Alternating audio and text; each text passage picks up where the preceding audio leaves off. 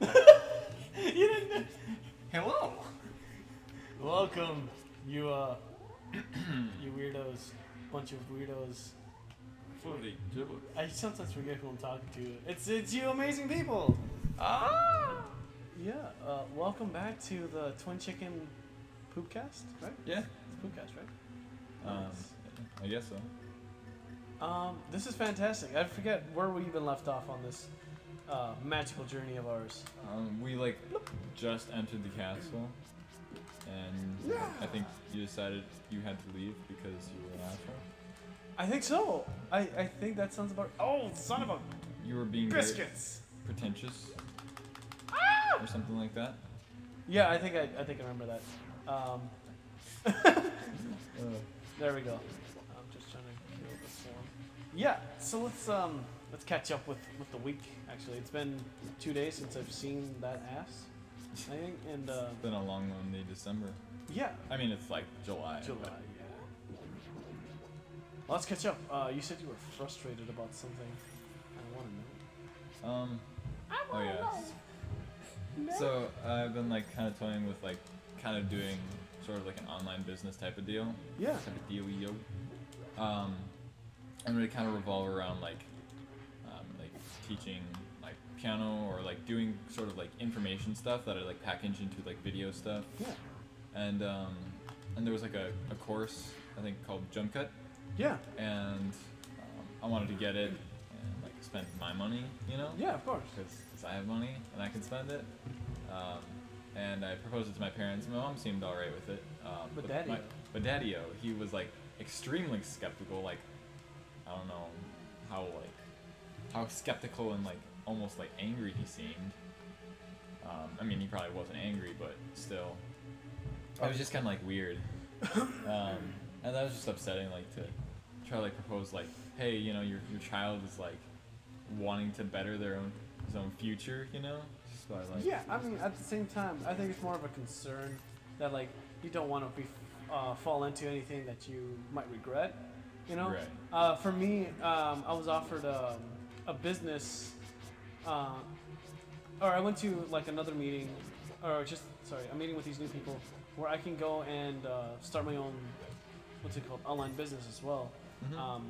But it's a course that, in a way, you invest in yourself, so that basically the money that you shop and you pay for goes back to you, and they make sales.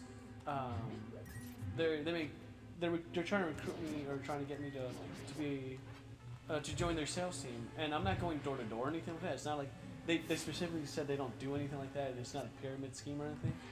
They broke it down to be more specifically. Obviously, it does. If I were to tell you, you'd be like, that's a pyramid scheme. Well, I'm pretty sure it's definitely not. The way he broke it down to me was that I would work whenever I wanted to, because you're pretty much you're choosing where you want to go shopping. For example, one of the retailers that, if you shop at Best Buy, for example, that money would go back to you in terms of what's it called, how the points work and everything. So it's very convoluted, very complicated. But just know that for me, I'm going into that, it'd be commission based. So I would be able to shop and pay for my own things, or you can get people to shop under my website. Mm-hmm. And if they do, then I get a cut of them just being able to do that. But then I also get my I also get them to invest in or not invest. Sorry, I would just get people to just shop under my website. Yeah. That's really all it is. And so it's neither force or here or there, but that company is kind of how that works. So I think it's really cool, and I kind of want to do it. But the main thing is that you need to want to do that and have that mindset that you're not going to get money instantly. And the only reason I say that it's not a pyramid scheme is because I have a friend that's that I used to work with at my old work, and she's the one that reached out to me and told me about this opportunity, and she's a fantastic worker. And it's kind of funny going through these things, and when you hear who's recruiting and all that stuff and how that thing is working, you can be like, oh, that sounds like a pyramid scheme, or don't get yourself involved in this.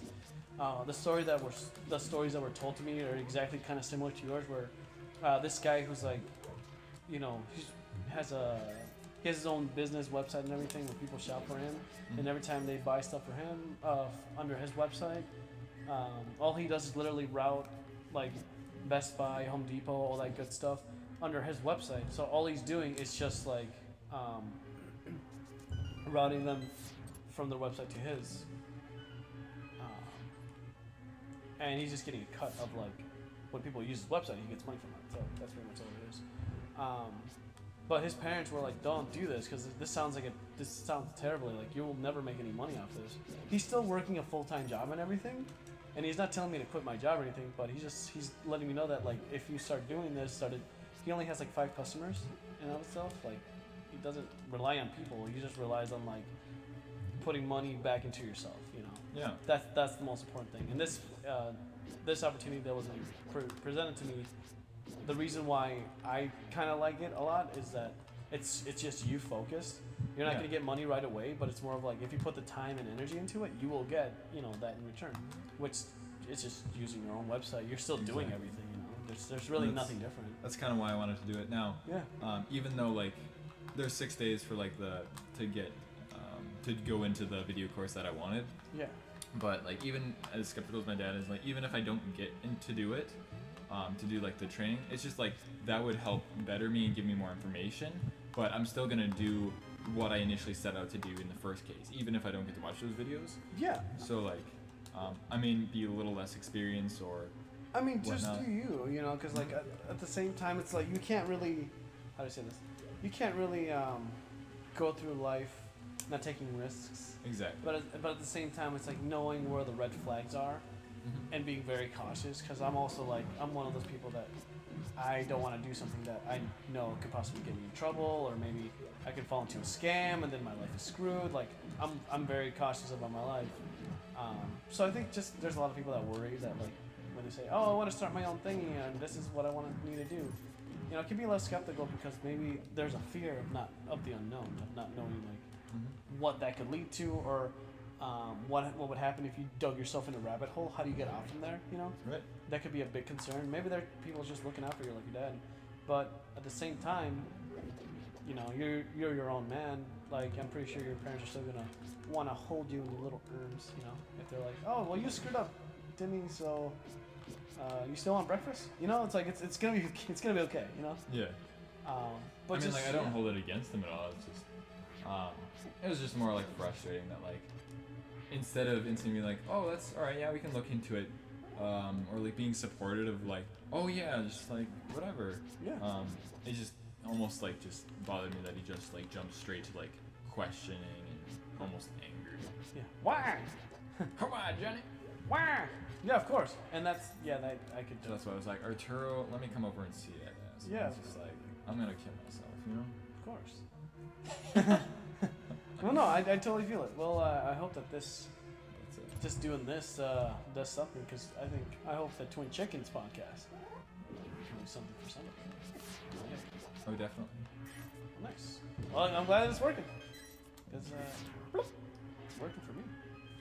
Yeah, like my whole the idea for what I was gonna do for a video course was like try to get like anybody who likes playing piano to kind of teach them how to play piano, like improvisationally, without any sheet music. Oh, there you go. So like learning how to play. Here's like techniques and like what you can do and think of to like play a very broad variety, like different, like, oh, if you want to play classical jazz, here are like the kind of hand techniques and sounds that are like these types or genres. Right. Like, and hey, if you want to play them, just like play this way with a different sound and dexterity, and boom, you've already got it. And here's like learning your key signatures. Yeah. And that's how you play without needing to know what note, like you know what notes to play already because you know the scales and key signatures. Yeah, of course. And just kind of like explain that and show it and have different like. Sounds very entrepreneurish. Like you're just making your own thing. Yeah, and then just literally have like I don't know how many videos it'd be, but like kind of maybe a 14-day, like 2-week type of, hey, this is like a list of that, and after watching like 2 videos, like if there were 2 videos per day or something like that, have a little worksheet for people to do, or like just a little practice, like, hey, do this for whatever, and just experiment your own, because it's not going to be, it kind of revolves around that I did piano for like 12 years, and I hated doing the lessons. Yeah. And it was very, at least stupid to me, because I didn't really want to do it, and I didn't have, I don't know, the motivation or inspiration. I didn't really have a goal. And whereas if like now, I guess I still kind of don't have a goal, but like I just want to kind of be a better piano player, and it just inspired me seeing that like, hey, every once in a while I just sit down and play the piano, but I don't have sheet music. Yeah. And I just thought like, that's kind of cool. What if I was able to teach other people to like be able to just have a blast, like beginners that like have no experience like playing the piano, but they want to get into it. Yeah. And like in 2 weeks they could literally learn like a lot, and just like not needing to learn theory, or at least little to no theory.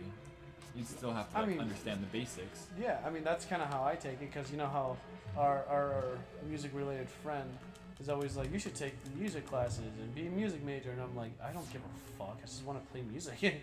you know, I don't want to study it. I just want to play it. Like, I barely know my own theory shit, but it's like it's nice knowing that like how to improvise, how to have fun and shit, and just like you just doing you.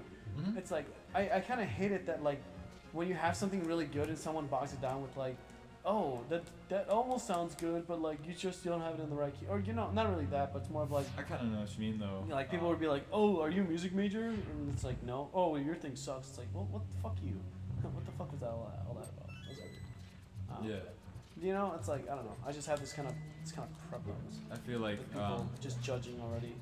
In or at least with like music theory,